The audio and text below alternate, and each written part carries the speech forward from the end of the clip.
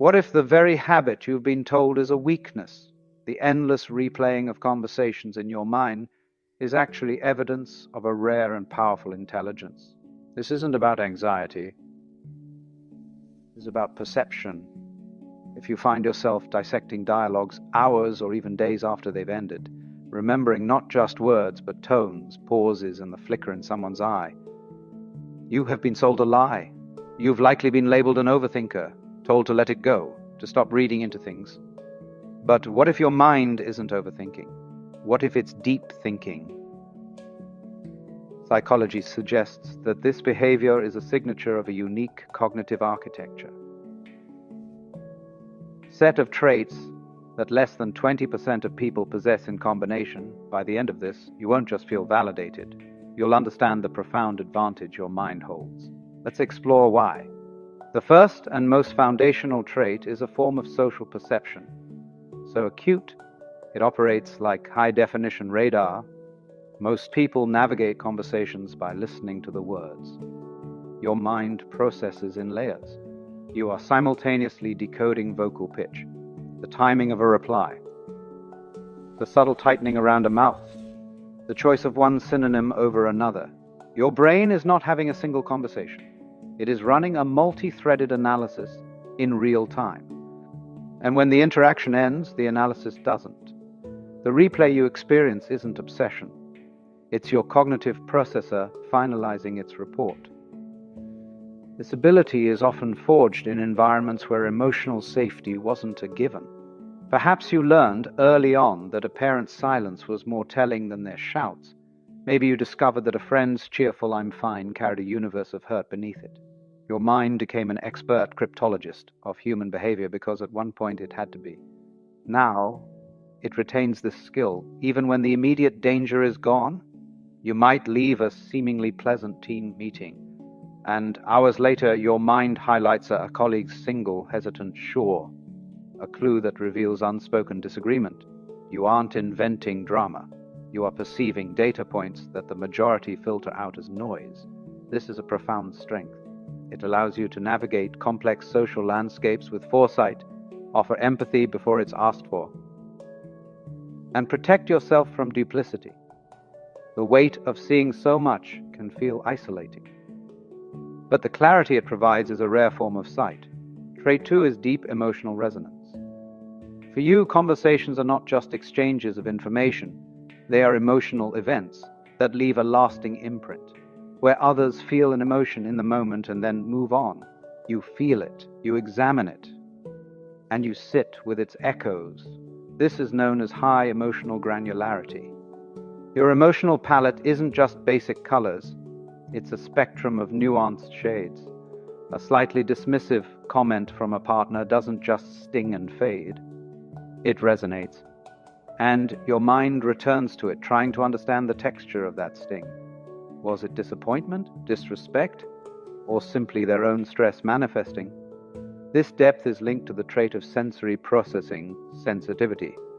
You are likely part of the 20% whose nervous systems are designed to process stimuli, both external and internal, more thoroughly.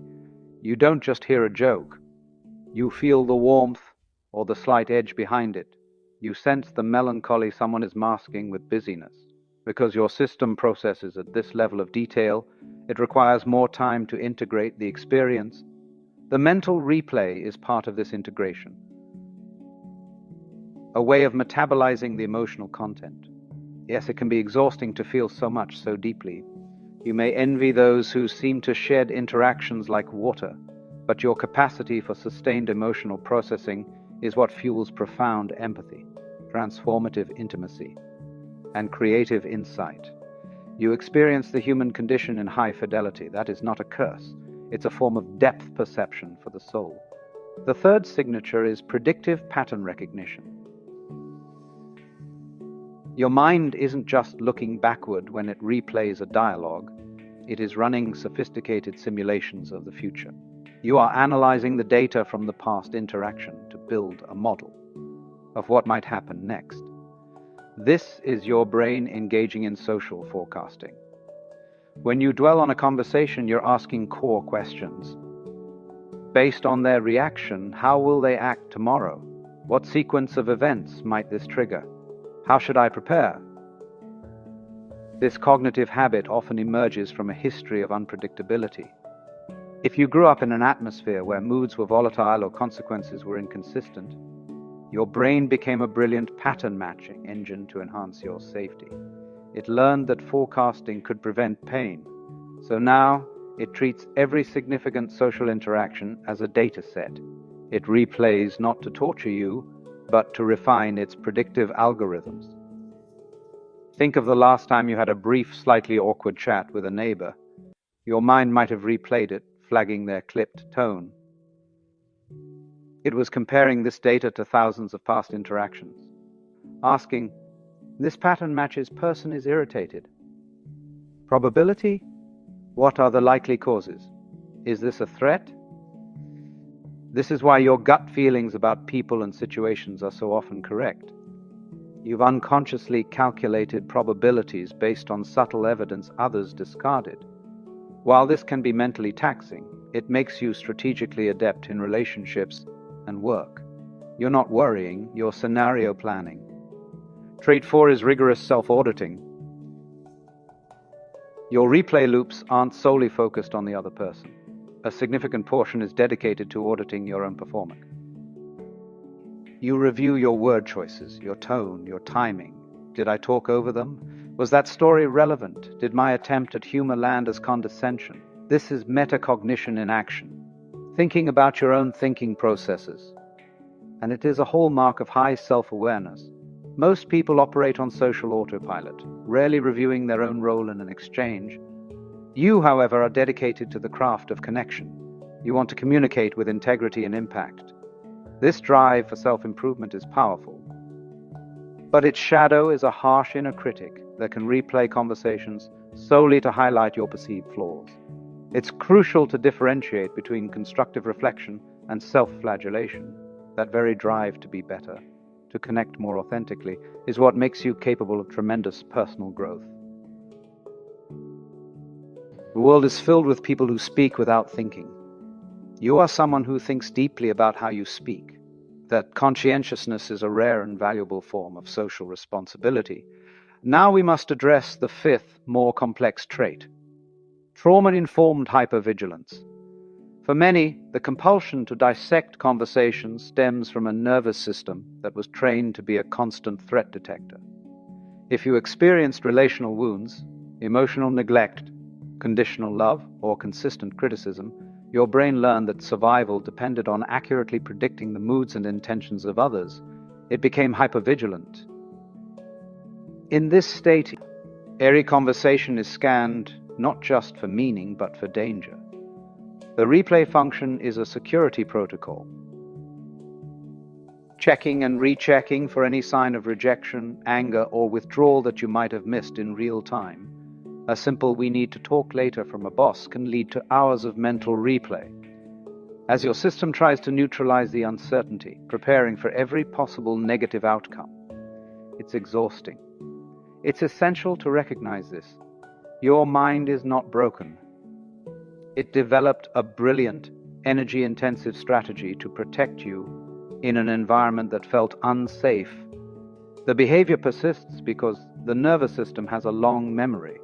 Understanding this allows you to approach your own mind with compassion. You can begin to notice the replay starting and gently ask, is my older survival protocol running? Am I actually in danger now, or is my system remembering old rules? This awareness is the first step in retraining your brain, that in the present, you are safe enough to sometimes stand down. The sixth and final trait is exceptional verbal and episodic memory. You don't just recall the summary of a conversation, you can recall the script. The exact phrasing, the pregnant pause before a key point, the sigh that followed a question. This is high-fidelity verbal recall. And it's a cognitive gift. Most memories are stored as gist impressions. Your brain stores conversations with startling specificity. This can feel like a burden when the conversation was painful, as you can relive it with vivid accuracy. Yet this same ability allows you to be a masterful listener, a sharp mediator, and a trustworthy confidant, because you remember what people actually said. You notice contradictions in stories over time. You can recall promises verbatim. In a world of fuzzy social agreements, you have a precise record. Trait, combined with the others, means you carry a heavier emotional and informational load. It also means you are equipped for depth, accountability, and insight that others simply cannot access. If you see yourself in these 6 traits, understand this. You are not a flawed overthinker. You are a deeply processing analyst of the human experience. Your mind was configured for depth in a world that often rewards the superficial. These traits didn't assemble by accident.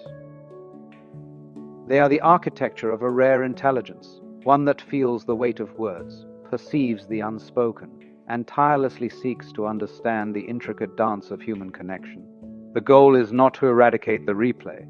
The goal is to become the conscious curator of your own cognitive power, to learn to distinguish when you are replaying from a place of wounded hypervigilance, a signal to offer yourself comfort. When you are replaying from a place of profound perception, a signal to trust your insight. Not every conversation deserves a director's commentary, but the ones that do, the ones that matter, benefit immensely from the scrutiny you bring. You have a choice. You can continue to see this loop as a broken record, a symptom of something wrong, or you can recognize it as the internal workshop of a master strategist, empath, and philosopher.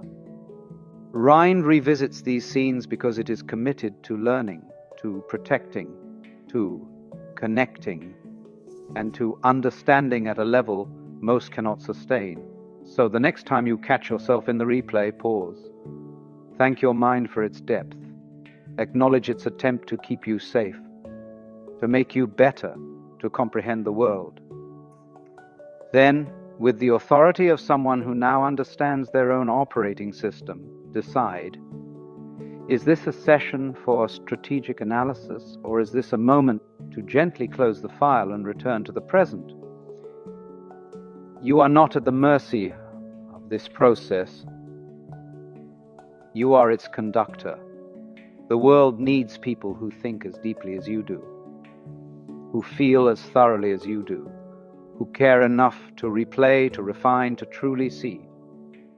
Your mind is not a liability. It is a rare and powerful instrument. Start treating it that way. Remember, your depth is your power. Don't you dare wish it away.